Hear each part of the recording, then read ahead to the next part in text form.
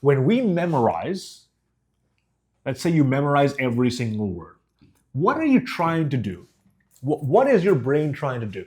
The brain is trying to keep you safe, right? It says, hey, if you memorize or you have a script, you will not forget. You are safe because we have some certainty that you have a script, there's no way you can forget. But the problem is when you try to memorize every single word, one, you sound like a robot. Two, you are even more nervous because now you are afraid. Now you are afraid that if you forget one sentence, the entire thing collapses. So now it's a memorization contest. And when you're memorizing, you're not present. When you're in front of people, you're literally in your own mind thinking, what's the first sentence? What's the second sentence? Let me just repeat it out loud.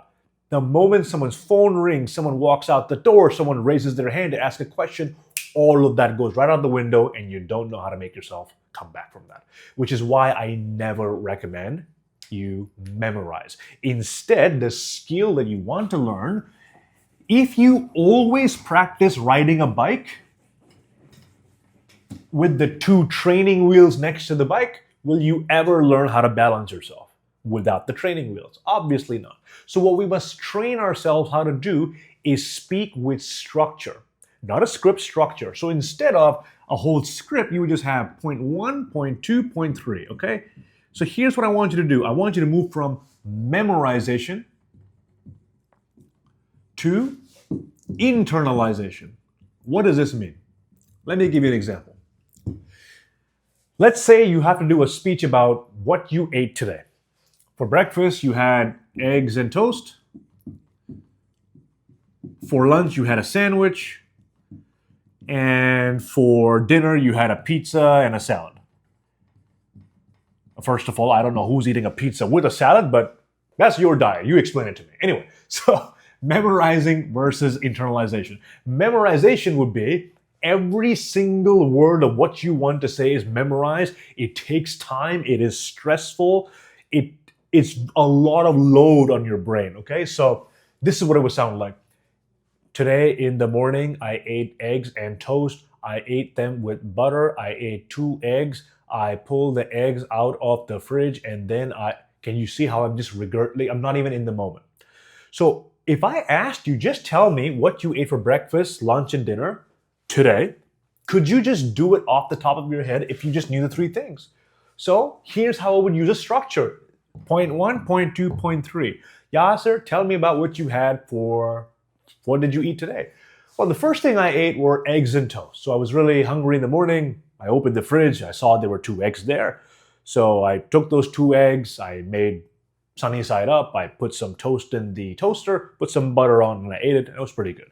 For lunch, I had a sandwich. So there's a new sandwich store next to my house. I went there and I had a foot-long sandwich. It was great. Came back home, got a little bit more hungry, and I decided, you know what, I haven't had pizza in a while. I also had some leftover salad in the fridge, so I just ordered the pizza, ate that, and to make myself feel a little bit better, I had some salad as well. So those are the 3 things I ate today. Did I need to memorize that? No, because I had the structure. So you can practice doing this. Practice with a structure and rehearse it. Don't memorize it, internalize it. When you say the words out loud, your brain learns it. What a lot of people do is they just read the thing out loud over and over again, or read it in their head, or memorize it. Don't do that. Don't memorize every single word. I promise you, you will be stuck with those training wheels forever because you will be more concerned about forgetting than being a good speaker present in the moment. And here's the thing. You can say the perfect thing the perfect way. But if you're not present in the moment, if people can tell you memorized it, if people can tell you're reading from a script, which by the way, most people write a certain way and speak a certain way. So when you regurgitate your script, people can just tell. You memorized it, you're not really there in the moment with them, you're just saying out loud what's in your head. And you don't want to do that to people. So again, remember, the reason you are memorizing is because your brain does not trust that you can say this without failing. So how do you prove to your brain that you can do it? You prove to your brain by rehearsing and giving it that proof. Hey, in practice at home, when I practice saying it in the structure, I said it just fine. Yeah, sure, every single word wasn't exactly the same, but it sounded pretty good. So now your brain is convinced, okay, we've done it twice at home. Now we can probably do it at work as well.